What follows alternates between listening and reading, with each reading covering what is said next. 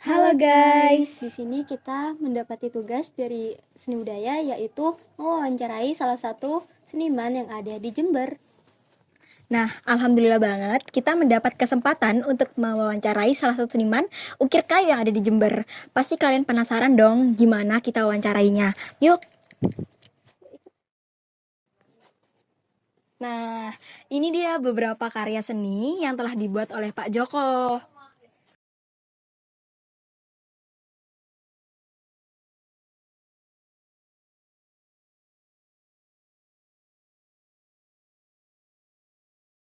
Nah, berkesempatan sekali saya bisa mewawancarai Bapak. Dengan siapa saya wawancarai Bapak? Saya Joko Waluyo, Nggih. lahir di Srono, Banyuwangi. Memang bukan asli Jember ya, Pak ya? Lahirnya di sana, kalau lahirnya, besarnya di sini. Oh, di geng. Jember. Bapak bisa saya sebut seniman sih, sudah membuat banyak karya sebagus ini. Lalu apa sih Pak latar belakang Bapak memilih untuk berkarya seperti ini? Sebenarnya sejak kecil itu ya cuma suka aja. Biasa gambar, biasa bikin-bikin. Mulai kecil memang. Mulai SD. SD kelas berapa ya? Sekitar tahun 70-an lah. Oh, jadi Gitu. sudah mulai suka dari kecil sampai sekarang Iya. ya Pak. Oh. Terus ada nggak sih Pak selama Bapak berkarya ini tantangan yang sudah dilalui Bapak dari masa kecil dulu? Apa tantangannya? ya biasa-biasa aja lah.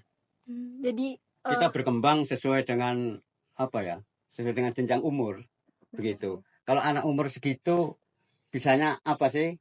Kan terus berkembang terus sampai saya sekarang bisanya seperti ini. Nah, begitu. Jadi saya ini tidak ada yang nuntun, tidak ada yang istilahnya memberi pelajaran. Saya belajar sendiri. otodidak ya Pak. Namanya otodidak begitu. Untuk selanjutnya, Bapak kan saya lihat beberapa karya di sini ada mengukir kayu ya Pak ya. Kayu, Itu terutama kayu. Itu teknik apa saja yang Bapak gunakan selain mengukir? Ya tekniknya cuma memahat. Tuh, dipahat. Jadi bukan diiris atau pakai pengot itu kalau seperti topeng ya. Topeng itu pakai pengot biasanya. Pengot pisau yang kayak sabit tapi yang tajam yang cembung. Itu namanya pengot kalau orang Jawa bilang. Itu biasanya untuk meraut kalau bikin topeng. Nah, segala topeng itu. Jadi tidak dipahat kalau topeng, takutnya pecah karena tipis. Tipis. Nah, tuh. Tapi kalau ini seperti ini, biasanya pakai pahat. Nah, itu. Selain mengukir, Bapak ada karya lainnya nggak? Selain melakukan pahat dan ukir kayu. Saya juga bisa pahat batu. Ya, pahat batu. Terus pahat logam. Misalkan mesin motor mau dilukis, dipahat ya, tapi cuma 2 dimensi. Cuma kalau orang Jawa bilang kerawingan. Kerawingan itu cuma garis-garis. Karena kan tipis, logam kalau bodinya bodinya mesin itu namanya kalter kan. Kalter itu tipis. Jadi kalau diukir seperti kayu, jebol, tidak bisa kan. Jadi berupa kerawingan atau goresan saja. Tapi berbentuk arsir. Seperti sketsa, arsiran. Nah, seperti itu jadinya nanti. Jadi mesin-mesin itu diukirnya seperti itu.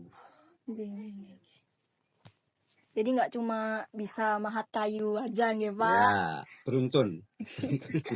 Menular. Ini Bapak berkarya gini murni kepengenan dari hobi atau ada tuntutan lain untuk berkarya? Keinginan sendiri. Ya mulai dari kecil itu. Kita terus kepingin melihat sesuatu, ingin bisa seperti itu, ingin bisa membuat seperti itu, ingin, dan terus ingin. Kalau sudah satunya lagi, satunya terus begitu. Karena berkesenian ini kan apa ya, kayak lingkaran gitu. Kalau sudah yang satunya ingin juga. Makanya saya bisa melukis juga. melukis seperti yang kemarin itu ya. Oh iya, Ya, nggih, itu nggih. tuh. Nah itu Wah, keren banget nggak sih guys? canvas. Nggak bisa. Makanya kalau orang mungkir itu kalau nggak bisa ngelukis ya gimana? Nggih, nggih, nggih. Gitu. Paham, paham. Tapi lah ada tapinya. Pengrajin itu tidak sama. Misalkan di Jepara. Di Jepara itu satu desa ya atau dimanapun tempat itu kan itu ada mebel pengusaha, Oke. pengukiran. Nah jadi di situ desainernya ada sendiri, pengukirnya ada sendiri. Jadi tukang ukir itu belum tentu bisa gambar, Oh, nggih, belum nggih. tentu bisa desain. Nah kalau saya di sini seluruhnya mulai dari nol sampai finishing ditangani sendiri. Wih, keren ya Gitu. guys. Oke, misalkan ya Pak, teman-teman yang lihat nonton video ini tuh pengen dibuatin Bapak patung, dibuatin pahatan gitu Pak. Apa kira-kira bisa ya Pak? Dan berapa kira-kira untuk kisaran harganya? Ya bisa saja. Kalau harga itu tergantung ya, tergantung ukuran, bahan, tingkat kesulitan. Nah itu. Untuk ini contoh niki Bapak itu kira-kira berapa? Yang mana ini? Nggih, yang paling besar itu. Ini. Ini kalau medianya kayu, ini mungkin sekitar ratusan lah, Oh, ratusan. Kalau batu ratusan mungkin 200-300. nggih. Tuh. Untuk yang terakhir, untuk yang ke-8, respon masyarakat di sekitar rumah Bapak ini gimana tentang karya-karya yang Bapak hasilkan? Ya kalau orang sini sih apa istilahnya mendukung ya, seneng lah, seneng. Soalnya kalau ada apa-apa mesti saya dimintai tolong. Dimintai tolong, suruh buatkan ini, buatkan itu. Apalagi kalau ada ya sekarang ini musim apa ya, orang punya hajat ya. Biasanya bikin penjor. Itu saya bikin penjor biasanya. Janur. Oh, janur. Janur yang taruh di tepi jalan. Oh, Ya. terus gini nggih, Pak. Pakai Iya, penjor. janur kuning nggih. Ya, janur kuning. Kalau hijau itu belarak namanya. Dan janur. Jadi saya juga bikin penjor atau dekorasi-dekorasi janur. Nggih. Itu bisa. Tulisan-tulisan kalau dulu pakai styrofoam ya. Oh iya, nggih. Sekarang kan enggak musim, jadi enggak pakai. Yang ada itu mungkin ucapan berduka cita kayak gitu-gitu kan. Nggih. Nah, itu ada sendiri kan. Enggak bikin. Bikin seperti itu bisa. Untuk yang terakhir,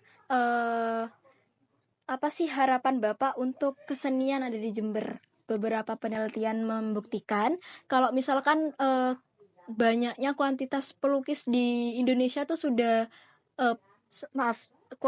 banyak kuantitas menyeni itu di Indonesia sudah mulai tergerus oleh zaman, Pak.